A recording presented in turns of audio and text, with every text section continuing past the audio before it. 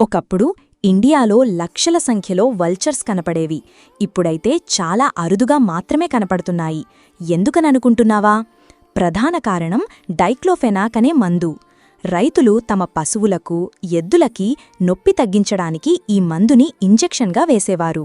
ఆ పశువు చనిపోయాక వల్చర్స్ ఆ మృతదేహం తింటాయి. ఆ మాంసంలో ఉన్న ఈ మందు రసాయనాలు వల్చర్స్కు హానికరంగా మారుతాయి. అవి తిన్న వెంటనే వాటి కిడ్నీలు పనిచెయ్యకుండా పోతాయి. చాలా వల్చర్స్ ఒక్కసారిగా చనిపోతాయి.